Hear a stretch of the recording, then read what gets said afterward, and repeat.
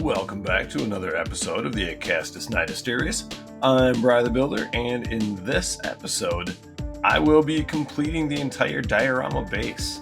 Obviously, there's going to be a bunch of sped up parts of the video, just like most of the other videos, but I am going to actually have to do some hopefully a little bit cooler stuff in here as well. So I have a standard Space Marine that will end up being basically a dead Space Marine right back here on the base. It'll be out of the way of where our Acastus Knight's going to stand through the middle. And his color scheme is going to be inspired by some images I saw on Instagram by a company called Siege Studios. They do absolutely amazing paint work. They're really great.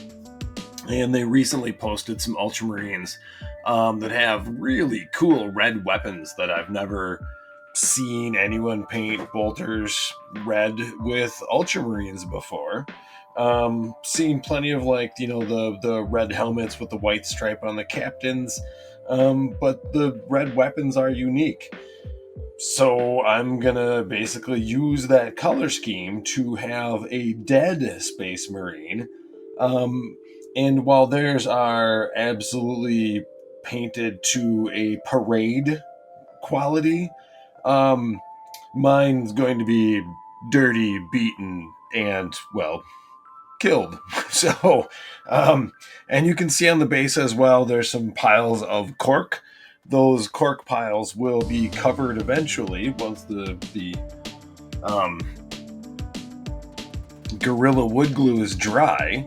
Those will be covered with Citadel Astro Granite, and then hopefully they will look very much like the rock on this base. And so all of the bases on Mike's army will tie together and look like they hopefully belong together. You can see also along the front edge here, I have a bunch of skulls. Then the ammo crates that are from a Citadel, a goals pack, I think it is, will be painted up, and then along with this big bomb icon thing, that is actually the power switch for the whole thing. So it's wired up, so the USB power comes in here, and this is my Bluetooth speaker conversion kit to turn that into basically a goal or something on a base or diorama like this. So then power comes in here, and then power will come out here to supply the knight. And then the power switch up here will have an LED, or has an LED inside that's always lit when it's plugged in, so you can find the power switch. And then the power switch will actually turn all the LEDs in the Acastus Knight on and off. So the goal in this, and I'll be basically kind of mixing up some epoxy sculpt here in a second, to figure out how the Ultramarine is going to be positioned back here, and then gluing them together. I think this leg is actually going to be physically separated. This arm is going to be physically separated. I'll have to sculpt a hand for him. The outlet jet, whatever, on his backpack will be connected with some bits of thin wire to hopefully look a little more realistic.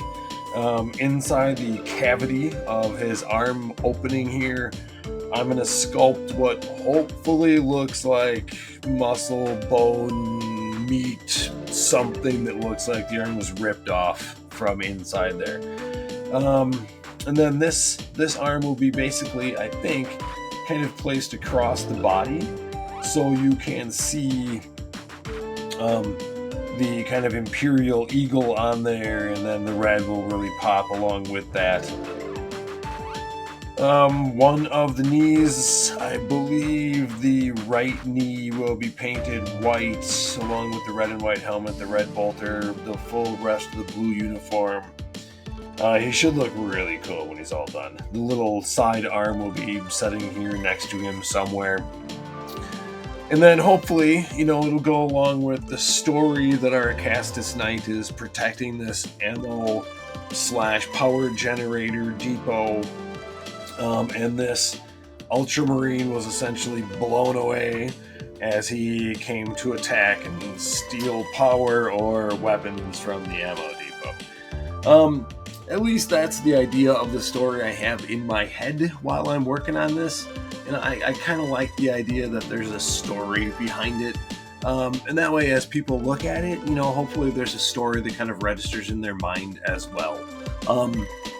In theory, adds to the overall kind of duration of how long you want to look at something if it's, invoking emotion or story or whatever in your own mind.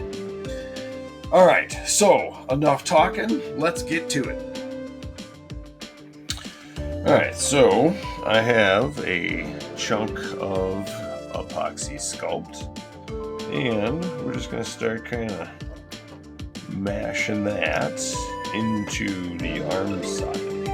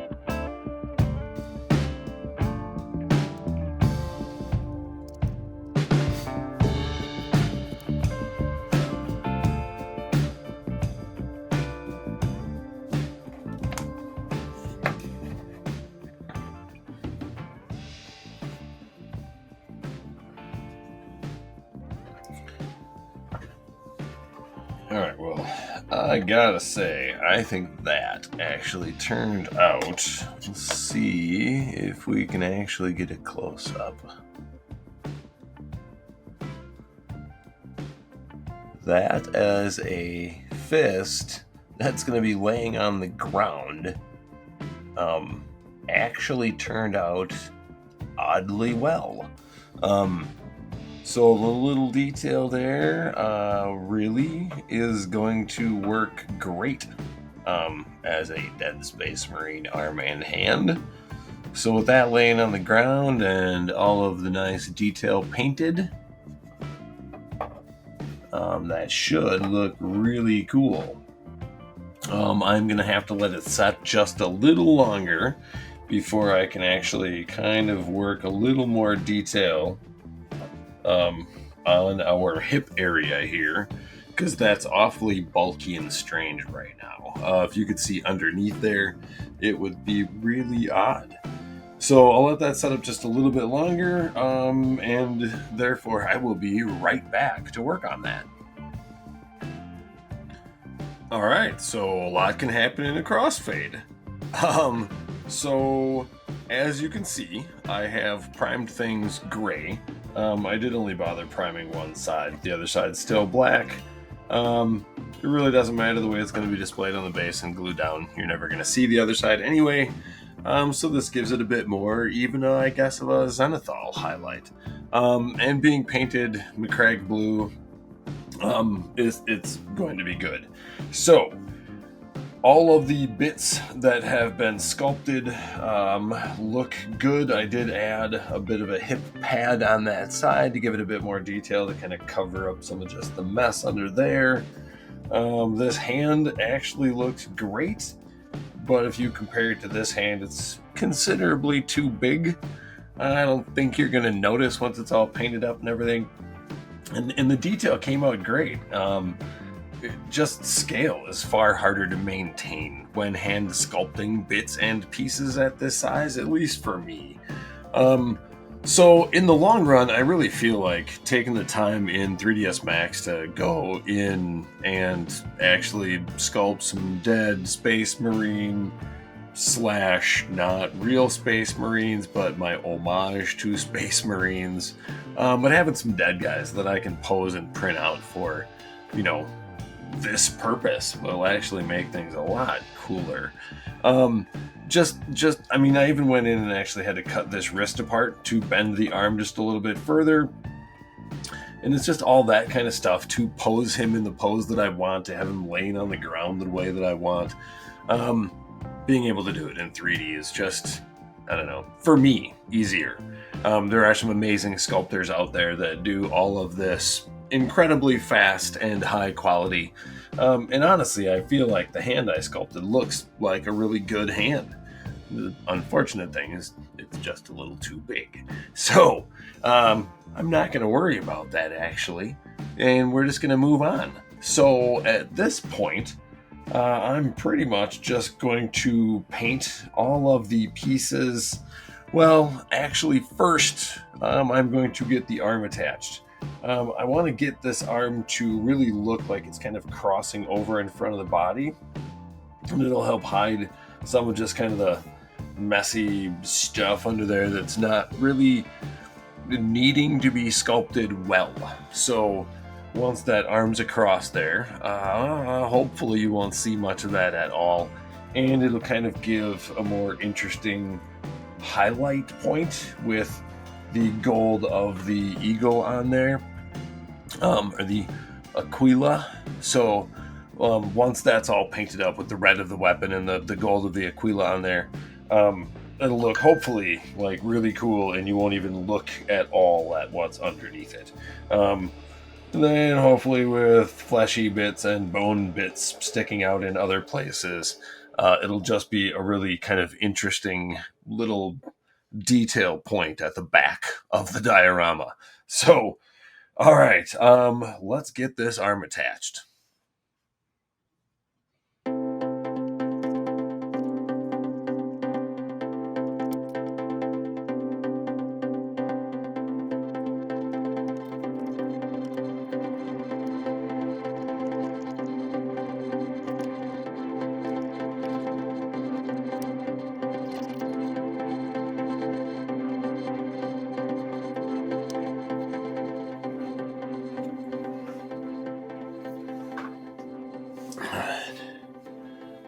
still sits the way I want. It definitely covers what I want it to cover, but the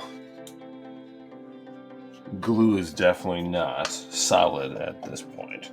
So I'm gonna put a bit more into the back of the arm there, and it's probably gonna set pretty much instantly because there's already some zip kicker in there.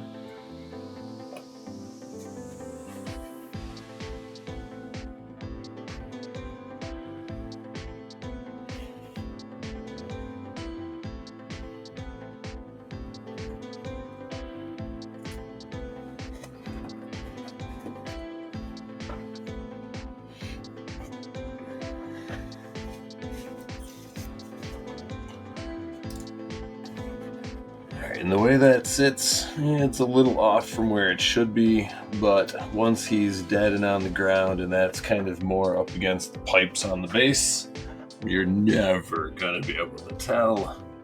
I like the way it's posed. Once the dismembered leg is somewhere like there, right, he's gonna be laying up against those pipes. The severed arm will be over on this side with our nice horseshoe symbol, the rest of our elements. I think this one's going to be kind of hiding somewhere else nearby, something for you to discover as you look around at the base. But it will be nearby, right? So obviously he would have been reaching for it and had it ripped away or blown away, whatever, as he was going for it. So again, in my head, I'm telling all these stories to myself as I'm building, painting, setting up dioramas, thinking about how all of this happened or why it's here, that kind of stuff. All right, so now that that's on and pretty well set up, our next step now is to get this Dead Space Marine painted up. All right, here we go.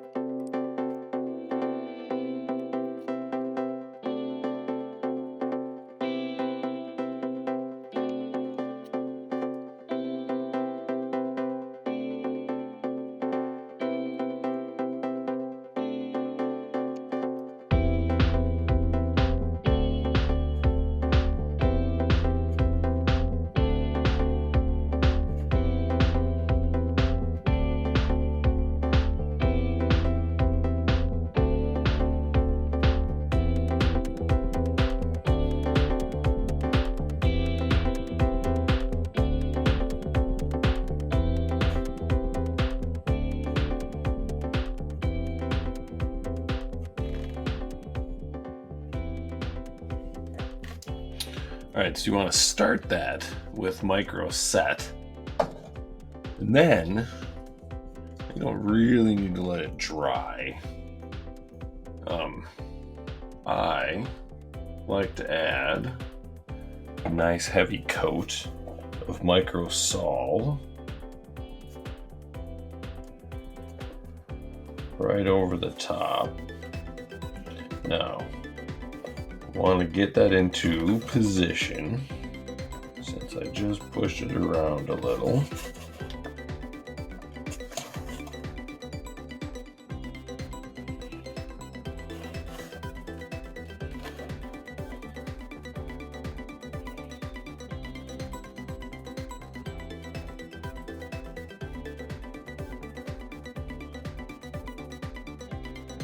So I feel like more than anything with this, I need to keep this gap.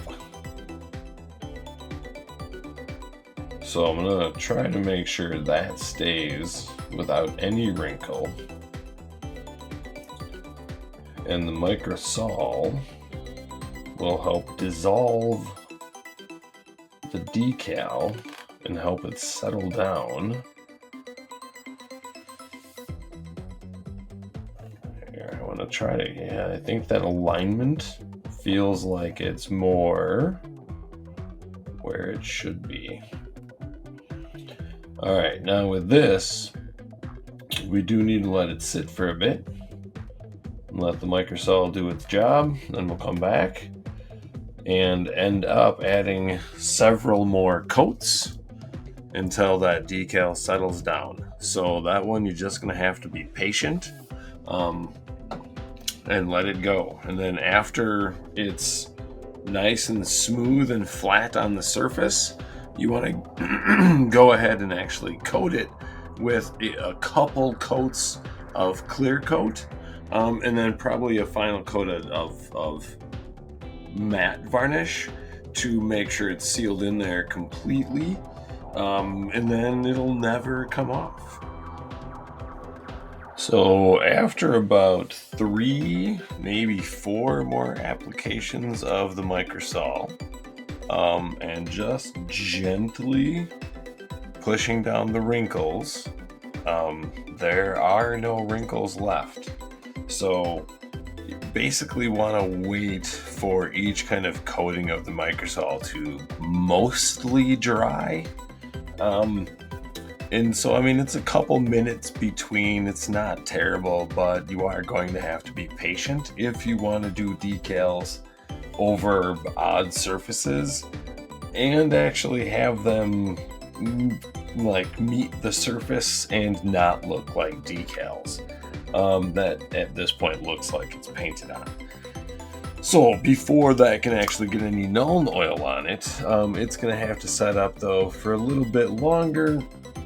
So while I have these guys here, we're going to just throw some blood into our wounds, which makes it so, you know, a lot of the detail painting and the difference in the colors in there is pretty much gone, but that's okay.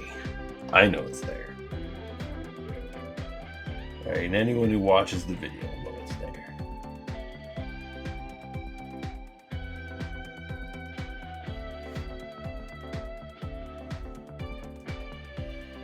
All right, some of the blood we're going to definitely gonna get added more once we're on the diorama base.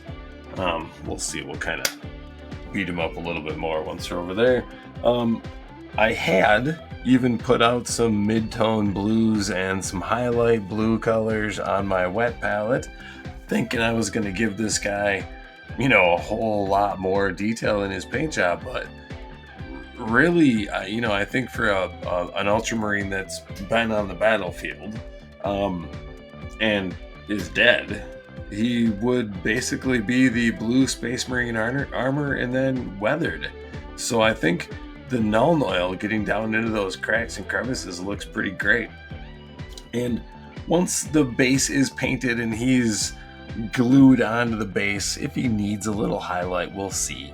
But he is going to be at the back of the base, and I don't really want him to draw too much attention.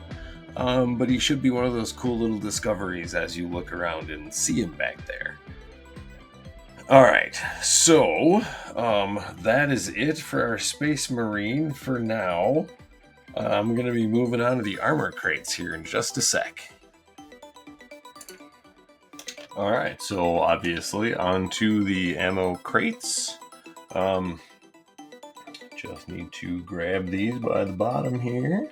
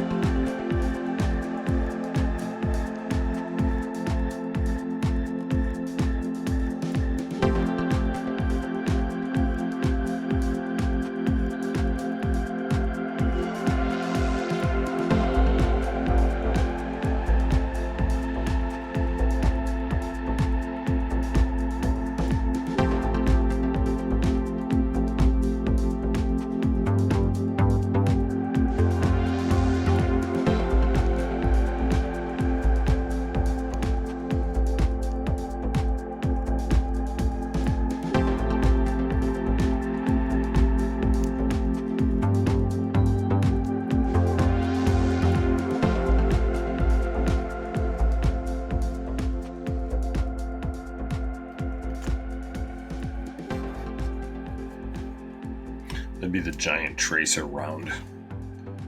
Right, I was in the army a very, very, very long time ago. Every 5th or 7th round, I don't remember.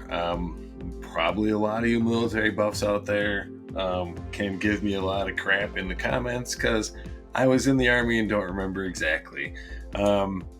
So anyway, out of that box of 6, one of them should be a tracer round. So, not that they're standard bullets by any means, but for a giant Acastus Knight and or, Warhammer in general, there's nothing wrong with those being just gigantic bullets. So, one's a tracer round. Ammo boxes are basically done. I'm just going to throw a wash on them to help some more of that detail pop out. And then we'll move on to more parts of the base.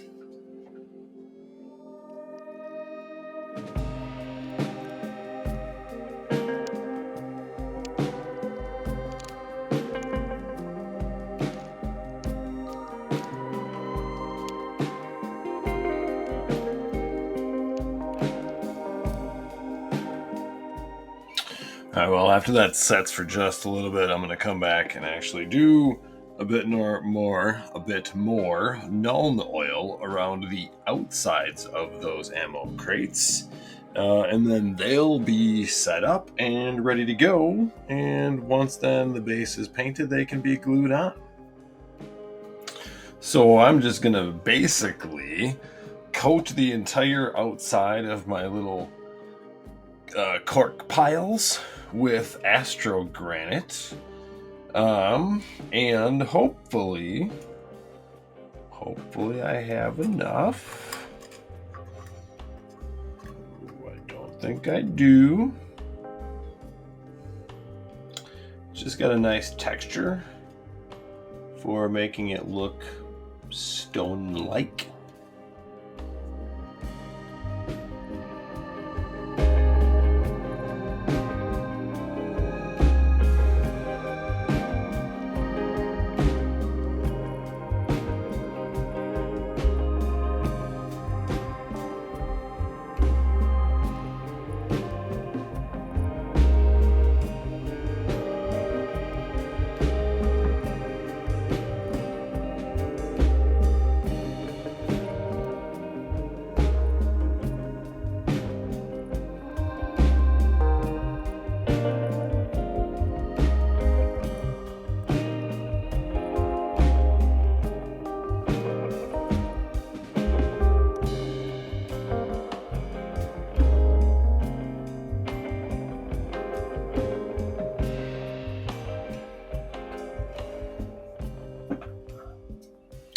Alright, well, that's the end of that.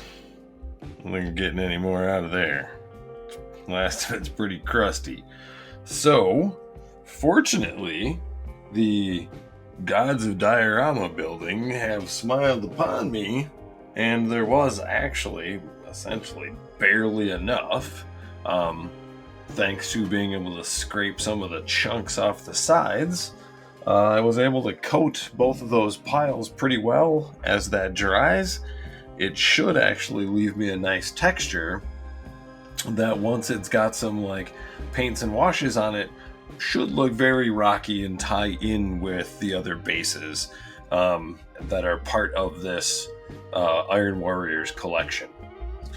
So now on to actually painting the 3D printed generator parts and the bomb, and then all the sand. Well, actually, probably the sand dirt base should be painted before the other parts because that's going to be messy. All right, so we'll move on to that next.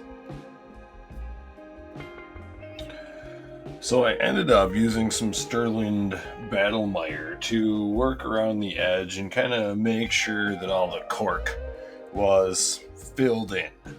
And so then I went ahead and actually just used some very thin dryad bark to cover kind of the sandy flat area to at least get a similar base color. So now with the idea of this being the home planet Olympia, and all of it being iron warriors, there should be kind of a, I think, ironish, reddish tint to the soil that I haven't made prominent on any of the other bases. So I definitely can't go crazy, but I'm going to use a bit of Doombull Brown, really thin, and just kind of layer it in, and it'll be a lot under where the knight is standing. So once this is layered with a whole bunch of other stuff, I think there should be some kind of cool reddish undertones, but I definitely don't want it to be strong. So we'll see. As an undertone at the moment, it's definitely too strong. But that's not a concern. It's like a lot of the things you work on, it's ugly until it's pretty. Right? It's not done until it's done. And understanding that it just kind of has to go through those stages, I tend to not worry too much. I don't get stressed on it. I know it has to go through the blotchy, weird looking stage in order to kind of build up that color that'll eventually look really cool. So, just one of those. Just don't worry about it. It'll all work out. Just keep blending in. And there's a lot more colors to work back in over the top of this. But it's going to be dark. I mean, there's going to be black that's worked back in over some more dark brown, a whole bunch of Agrax Earthshade and Nuln Oil. And actually, when the knight is being given all of his washes and weathering, it'll probably be standing on the base, and all that drip will end up even creating more of a depth of shadow underneath where he's standing. At least that's the goal. All right, so I'm just going to keep kind of building up the color on the base, and we'll keep going.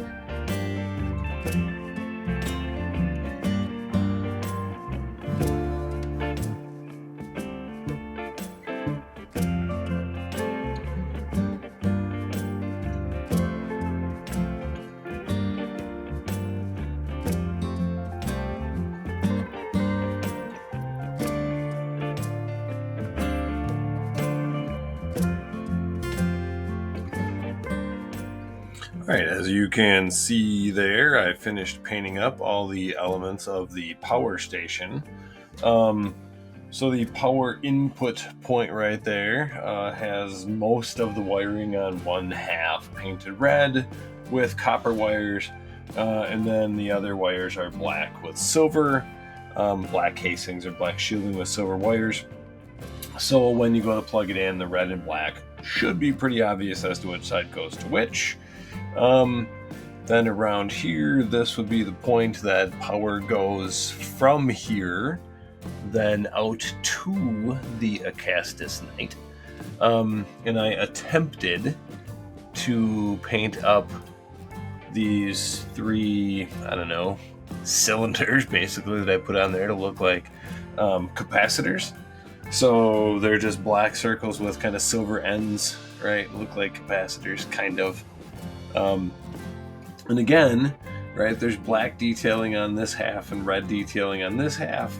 There's black detailing here, red detail here, black detail there, red detail there. So in theory, right, it should be logical then as to which side of the power cable gets plugged into which. At least I'm very hopeful of that. And I painted up the bomb, and I tried to actually get some decent footage of painting both of these things, but the way they're attached to the base, it's almost impossible to see and hold anything for the camera to be able to see what I'm doing. So those are pretty simple still, right? This is really just the same Death World green that I used, or Death World Forest. It's the green that I used for the ammo crates. So sitting next to it, they look like they tie together. I just did all the wiring black. It seems to have kind of a more of a military vibe to me. And then the little copper bits there just have a nice pop. So now I'm going to get a base coat of Rakarth flesh onto all of the skulls. And then, gosh, I think after I get the skulls base painted, there'll be a layer of like Ushabti bone, and then it'll be pretty much onto washes. So we're actually getting really close now.